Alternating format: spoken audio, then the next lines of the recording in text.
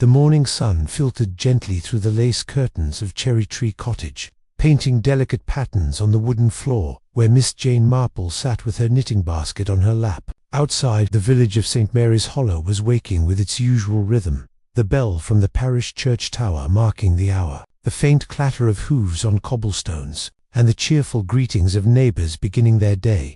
Miss Marple sipped her tea slowly, noting how the early spring air carried the faint scent of new blossoms from the hedgerows. She prided herself on knowing her village, and often reflected that a quiet morning held more secrets than a noisy afternoon ever could. Then she noticed it, a disturbance, subtle but unmistakable. The clatter of a milk cart had ceased abruptly outside Bramley Manor, the stately home at the village's edge. It was unusual. The milkman, Mr. Reginald Pritchard, was a man as dependable as the sunrise. Any deviation from his schedule was reason for concern. Curiosity pricked Miss Marple's mind. She put aside her knitting and peered through the window. There he was, standing by his horse-drawn cart, face pale and drawn, his hands trembling as he surveyed the ground around him. The cart, laden with bottles, stood at a peculiar angle, and a sense of unease settled over her like the morning mist. The village and its people. Mary's Hollow was a village of gentle routines and quiet intrigue. Its cottages, stone-built and roofed with thatch, each bore its unique personality. Climbing roses, tidy gardens, and windows polished to a soft gleam. The village green was dotted with benches and the occasional market stall, where Mrs. Agnes, Potter widow, and ever-curious would peddle gossip with the same zeal as her freshly baked scones. Miss Marple knew the villagers well. Eleanor Bramley, the niece of the manor's owner, reserved but kind, with a love of painting and garden walks. George Trelawney, the manor's butler, whose precise movements often betrayed more than his words, and Miss Violet Hayworth, the local schoolteacher, bright, curious, and always observing, much like Miss Marple herself. Even Dr. Leonard Bramley, the master of the manor, was a familiar figure, a man of dignity and refinement, whose philanthropy was the talk of the county, yet whose temper could flare sharply in private, a fact Miss Marple had observed in passing at church functions and village fêtes. The incident by late morning, the village had begun to murmur with speculation. Mr. Pritchard had been discovered at the back of Bramley Manor, lying amidst upturned milk bottles and scattered cream jugs. At first, it seemed an accident. Perhaps the horse had bolted, or the cart had tipped over, but the scene carried hints that something more deliberate had occurred. Miss Marple, having left her cottage under the pretext of visiting the local tea shop, found herself walking slowly toward Bramley Manor. She greeted the villagers along the way, noting their faces and mannerisms, some shocked, some curious, some subtly relieved. At the manor, she was received by Eleanor, whose composure was only just masking worry. "Miss Marple," Eleanor said, her voice tight, "thank you for coming." It was dreadful. One moment he was delivering the morning milk, and the next, she trailed off, eyes glancing nervously at the back garden. George Trelawney, standing nearby, offered a stiff bow. "It is most unfortunate, Miss Marple. The doctor insists it is an accident, but—" His voice faltered slightly, betraying concern. Miss Marple merely nodded. "Of course, Mr. Trelawney. I only wished to ensure the milkman is not badly hurt." Her keen eyes swept the garden, taking in the upturned bottles, the scuffed earth, and the careful arrangement of flower beds, noting details most would overlook. Hints of suspicion even, as she spoke with Eleanor and the butler. Miss Marple detected small inconsistencies. The bottles were disturbed in a way that suggested deliberate interference. The horse seemed unusually calm, almost as if accustomed to sudden stops, contradicting the notion of a runaway cart. There was a faint, peculiar scent, bitter, almost almond-like, that pricked her memory. Her intuition, honed by years of observing human behavior, told her that what seemed a simple mishap was anything but.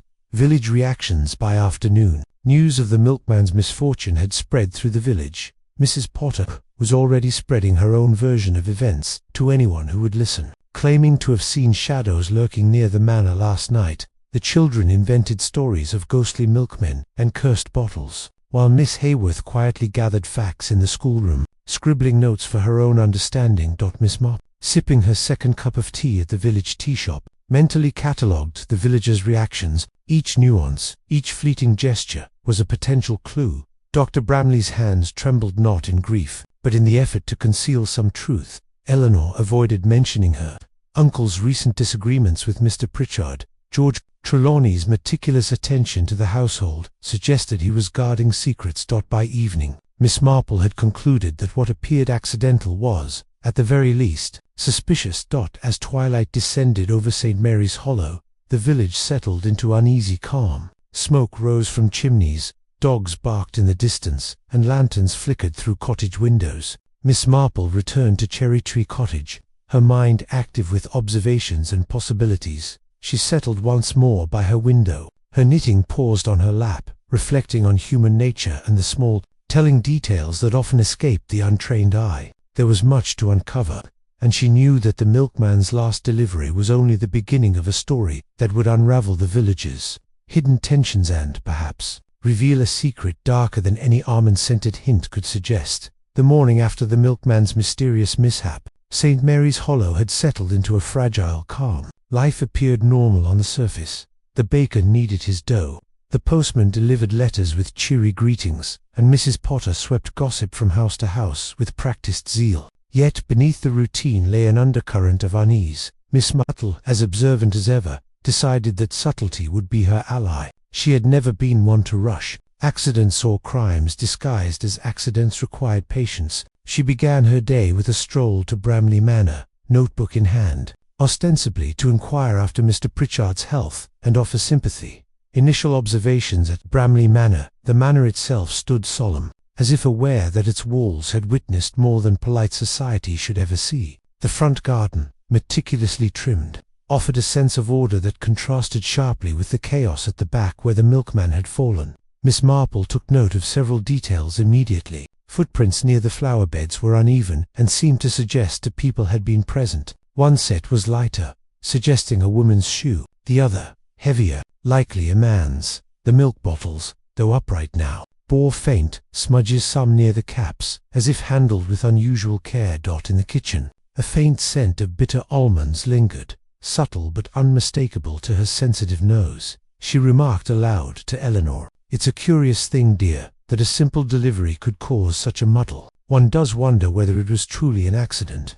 Eleanor, pale and tense, merely nodded, fidgeting with the hem of her apron. The first interviews. Miss Marple's first conversation was with Eleanor Bramley. In the sunlit drawing room, Eleanor's voice trembled slightly as she recounted the morning. "He seemed uneasy yesterday, Miss Marple. He mentioned something about odd instructions from my uncle, but I didn't think much of it at the time."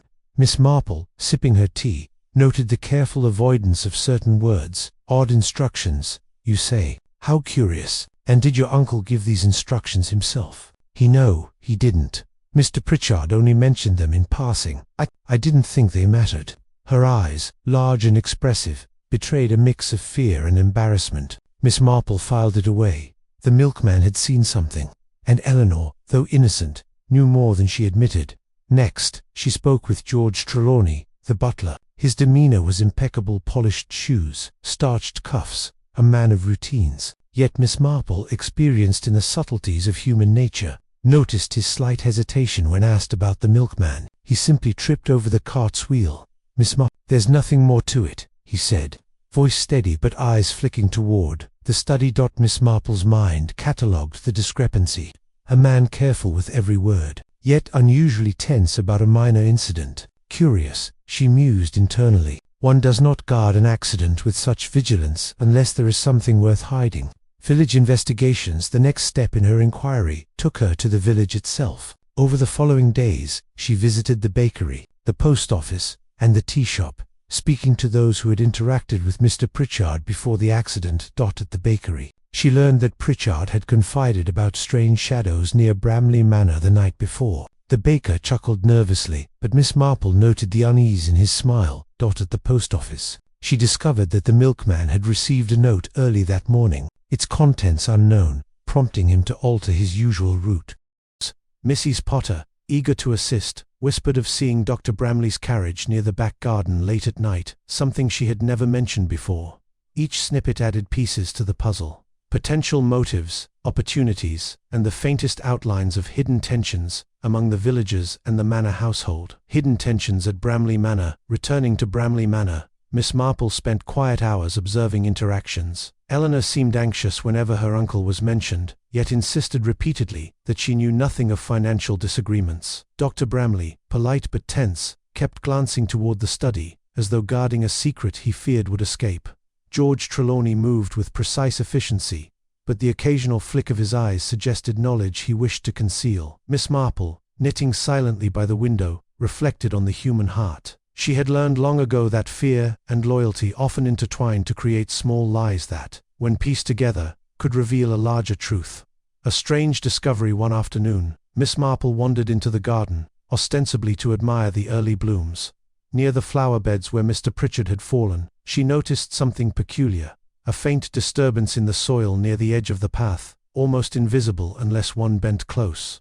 Small, almost imperceptible scratches on the handle of a milk bottle, suggesting it had been handled deliberately. A single footprint in the damp earth that seemed oddly misplaced, too large for Eleanor, too small for George. She pocketed these observations mentally, noting that the truth was often hidden in small, overlooked details. Emerging theories. By the end of the week, Miss Marple had begun forming tentative ideas. The milkman's accident may have been orchestrated to look accidental. Someone had motive and opportunity likely within the manor. There was a small risk that the village itself might be misled by rumors, gossip, and assumptions. Yet she remained patient. As she often said, rushing to conclusions is the folly of the inexperienced. The next phase of her investigation would require subtle questioning, careful observation, and perhaps the gentle testing of nerves. Evening fell once more on St. Mary's Hollow.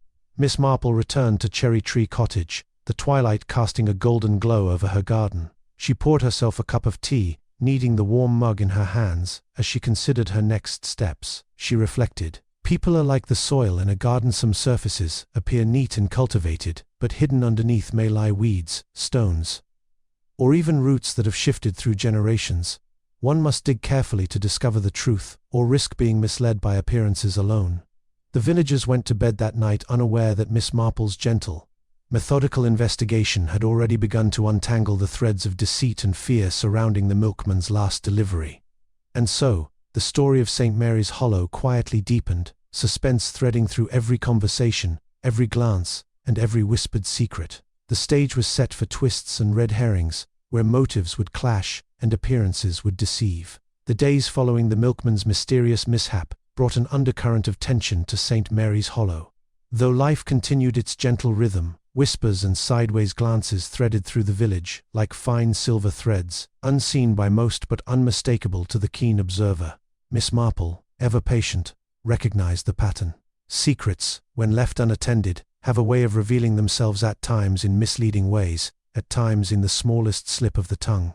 An unexpected visitor. One bright morning, a stranger arrived in the village. A gentleman in a dark overcoat and bowler hat, who introduced himself as Mr. Jonathan Fairclough, a solicitor from London.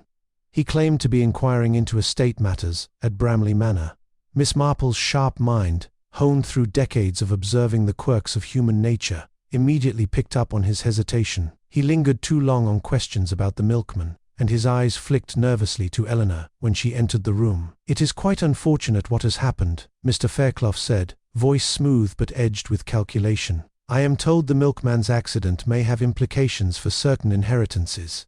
Miss Marple, seated with her knitting basket on her lap, smiled faintly. "Inheritance, you say? Curious. In a village as small as St. Mary's Hollow, one rarely finds disputes so dramatic, but one never knows, does one?" Her words were polite, but they carried a gentle probing undertone. Fairclough's composure faltered for a moment, and Miss Marple made a mental note. He was not the usual visitor. He carried secrets. Red herrings begin to appear within the manor. Miss Marple observed a series of oddities that appeared, at first, to point in multiple directions. The missing vial, a vial of almond extract, found in the kitchen, raised immediate suspicion. Bitter almonds often hinted at cyanide, and some villagers began whispering about poisoning. Yet Miss Marple, knowing human misdirection, suspected it might be planted to mislead.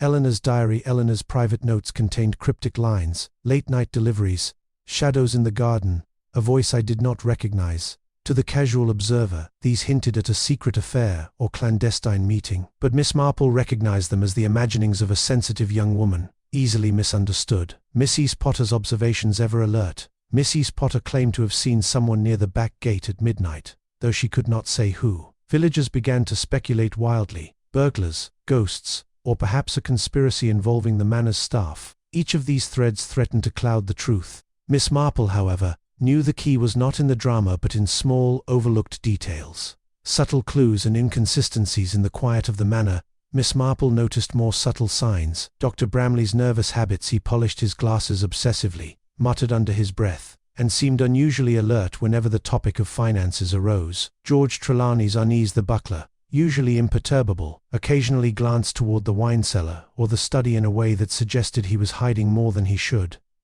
The garden footprints examined again. The footprints near the flower beds suggested movement patterns inconsistent with a simple fall. Someone had deliberately positioned objects to appear accidental. Miss Marple quietly catalogued these observations, noting that the most dangerous misleads were often the ones closest to the truth, slightly distorted, but just enough to send investigators off course. A new discovery late one afternoon, as she walked past the manor's stables. Miss Marple overheard a conversation between George Trelawney and the gardener, Mr. Simmons. Their discussion was careful, almost coded. "Everything must appear normal, Mr. Simmons. No one can know until the situation is settled," Trelawney murmured. "Yes, sir," the gardener replied, though his eyes darted nervously to the path where Miss Marple was quietly observing. From this, Miss Marple deduced that the accident had been manipulated. Someone had a reason to conceal the truth immediately and meticulously. The stakes were higher than she had first imagined. Village gossip intensifies. Meanwhile, the villagers were abuzz. At the local tea shop, whispers flew. "I heard the milkman was poisoned. Dr. Bramley has enemies in London, I'm sure. Eleanor is keeping something from us. She's far too quiet." Miss Marple, seated in her usual corner with a cup of Darjeeling, listened carefully. Gossip, she knew, often contained kernels of truth, though usually wrapped in exaggeration. The challenge was to separate fact from fiction. A financial motive emerges. Miss Marple's inquiries gradually uncovered financial tensions. Bramley Manor had been experiencing subtle difficulties. Payments to suppliers were overdue, the estate's accountant had raised concerns, and Mr. Pritchard, the milkman, had been unexpectedly entrusted with sensitive information. This led Miss Marple to speculate that someone within the manor might have seen the milkman as a threat, whether due to his knowledge or a perceived risk of exposure. Yet she had to tread carefully because assumptions could mislead, and the truth often hid in plain sight. Misleading clues, a test of perception to further complicate matters. 2 incidents misled the investigation. A broken window at the manor's study. A small window was found slightly ajar, suggesting a forced entry. Miss Marple, however, noted that the latch had been left slightly loose for weeks, indicating the scene had been staged to misdirect. A mysterious note torn from a letter. The note found in Mr. Pritchard's pocket hinted at a financial threat. It suggested he had been paid or threatened to keep quiet. Yet Miss Marple suspected the note had been planted to mislead authorities, as the handwriting seemed inconsistent with known correspondences. Tension between suspects' interactions among the manor's residents also provided misleads. Eleanor's nervous manner suggested concealment, but Miss Marple sensed no malice, only fear. George Trelawney's precise speech suggested loyalty, yet his unease hinted at a secret he could not fully share. Dr. Bramley's subtle irritability suggested pressure, but he carefully projected authority. Each character displayed behavior that could point in multiple directions, a classic maze of red herrings. Miss Marple's reflections during quiet evenings in her cottage. Miss Marple reflected on human nature. One must be cautious. Often, people themselves are their own misleads. Fear, loyalty, embarrassment, theses all color their actions, and so one must look for patterns, not proclamations, for gestures, not words. She began charting the relationships, inconsistencies, and potential motives, confident that the threads, once carefully pulled, would reveal the true culprit. By the end of the 3rd act, Miss Marple had uncovered several key truths hidden beneath the surface misleads. The milkman's fall had not been accidental. Financial pressures and secrets within Bramley Manor created motive. Some clues were deliberately planted to misdirect. The villagers' gossip, though exaggerated, contained pieces of factual observation. The stage was set for revelation. Miss Marple now held enough subtle evidence to begin drawing connections, to see through the smoke of deception, and to prepare for a confrontation where the truth, long hidden, would finally emerge. The early morning mist lay like a thin veil over St. Mary's Hollow, softening the edges of cottages and hedgerows. Miss Marple, seated at her window with her knitting basket untouched, contemplated the events of the past week. The milkman's fall, which had seemed a simple accident, now appeared increasingly deliberate in her mind. The pieces of the puzzle, scattered across the manor and the village, were beginning to coalesce. It is not always what is said, but what is left unsaid, that guides the truth, she mused, her keen eyes scanning the garden where the incident had occurred. She decided it was time to revisit Bramley Manor. Today, she would observe with heightened scrutiny, gently question the inhabitants, and test the consistencies of their stories. Upon entering the manor, Miss Marple took note of small but telling details. The study papers were now meticulously organized, yet a faint smudge on the ledger caught her eye. Someone had been attempting to hide an error or alteration. The garden footprints near the flower beds were now more visible in the damp earth. One set appeared deliberately placed to mimic an accidental path. Milk bottles. A careful examination revealed faint scratches on the caps, indicating deliberate handling rather than a mere stumble.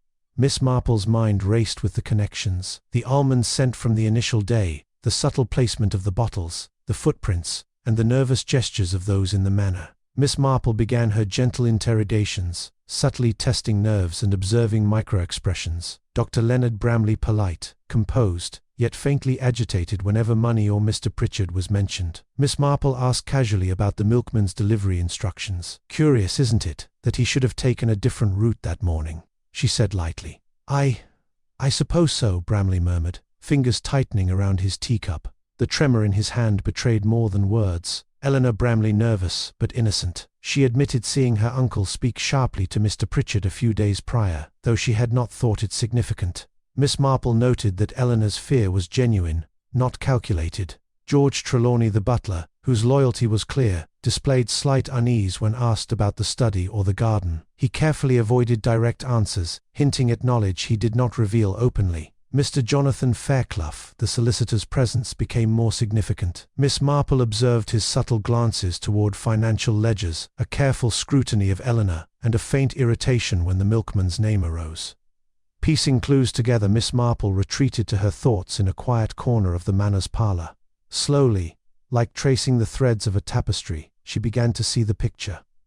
The milkman had witnessed something at the manor, likely concerning financial discrepancies. Someone within the household had motive and opportunity to silence him. The scattered milk bottles, the almond scent, and the deliberate footprints were all calculated to appear accidental. Several red herrings, the missing vial, Eleanor's diary entries, Mrs. Potter's observations had diverted attention, but ultimately pointed to the central truth. She considered human motives, as she often did, fear, pride, and loyalty intertwined to mask culpability. And she realized that the key lay in the interplay between Dr. Bramley and George Trelawney, the master and the servant, both anxious to preserve the manor's reputation. A subtle breakthrough. Walking through the garden again, Miss Marple noticed something she had overlooked before. A tiny thread of fabric snagged on a rosebush. It was delicate, matching neither Eleanor's clothing nor any staff uniform she recognized immediately. She then revisited the kitchen and examined the almonds stored in the pantry. A small, empty vial lay tucked behind jars clearly used but carefully hidden. It was a small, almost invisible piece of evidence, but to Miss Marple it was conclusive. Someone had intended harm under the guise of accident. Testing reactions, Miss Marple decided to subtly confront the household without directly accusing anyone. During tea, she casually mentioned, "It is remarkable how a small vial, misplaced or hidden, can change the entire understanding of an accident. One must be vigilant, or even the most careful plan can unravel." George Trelawney's hand twitched slightly. Eleanor's gaze fell to her teacup. Dr. Bramley's lips pressed tightly together. Miss Marple knew she had struck the right chord. Later, in quiet conversation with Eleanor, she reassured the young woman. "It is rarely the innocent who need fear, my dear. The guilty, however, cannot help but reveal themselves in their gestures." Connecting the dots, Miss Marple reconstructed the morning of the milkman's accident. Mr. Pritchard had delivered his bottles to Bramley Manor, as usual, but had witnessed a financial discrepancy in the study ledger, suggesting misappropriation of funds, or perhaps a minor embezzlement. Dr. Bramley, fearing exposure and scandal, planned to frighten the milkman, intending a mild deterrent. George Trelawney, loyal and discreet, assisted in positioning the milk bottles and subtly hiding evidence, inadvertently escalating the situation. The almond vial had been handled to appear accidental, leaving behind just enough clues for an astute observer, Miss Marple, to follow the trail. Preparing the confrontation with all the threads aligned in her mind, Miss Marple knew the time was near to reveal the truth. She arranged a meeting in the Manor's parlour with all key participants: Dr. Bramley, Eleanor, George Trelawney, and Mr. Fairclough. She had also invited Miss Violet Hayworth and Mrs. Potter, knowing their presence would ensure calm decorum and allow the truth to surface without panic. "It is fascinating, is it not?" she began, her voice gentle but commanding attention. "How accidents can be staged, and yet the smallest details, footprints, scents, misplaced bottles can tell an entirely different story." She paused, allowing the words to sink in. Then, with subtle precision, she revealed each clue and the logic behind her deductions. The almond scent, the deliberate placement of the bottles, the footprints, the nervous gestures, and the hidden vial all pointed to one truth. The room held its breath. Dr. Bramley's composure faltered, Eleanor gasped softly, and George's hands fidgeted with his napkin. Miss Marple continued calmly. "The milkman's fall was not an accident. Someone here wished to conceal what he had seen. Yet, as I have observed, human nature cannot completely hide guilt. Gestures, glances, and the smallest errors betray it." At last, the veil of secrecy began to lift. By the end of the afternoon, Miss Marple had reconstructed the sequence of events in her mind with absolute clarity. All the red herrings, all the gossip, all the misleading clues now served as contrasts to illuminate the truth. The stage was set for the final confrontation, the explanation of the crime, the revelation of the culprit, and the restoration of calm to St. Mary's Hollow. Miss Marple retired to her corner, sipping tea, a faint smile on her lips. She knew that, in the final act, justice would be served not through force, but through patience, observation, and the gentle unraveling of human error and deception.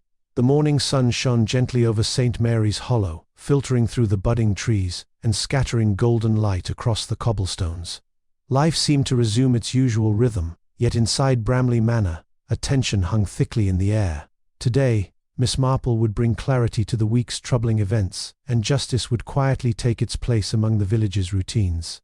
She arrived at the manor early, her knitting basket in hand. The house, as always, exuded a mixture of dignity and domesticity: polished floors, fragrant blooms, and the faint hum of distant servants moving about. Yet Miss Marple's sharp eyes noticed subtle signs. George Trelawney's hands trembled slightly as he arranged the tea tray. Eleanor's posture was tense, and Dr. Bramley's usual calm bore a brittle edge.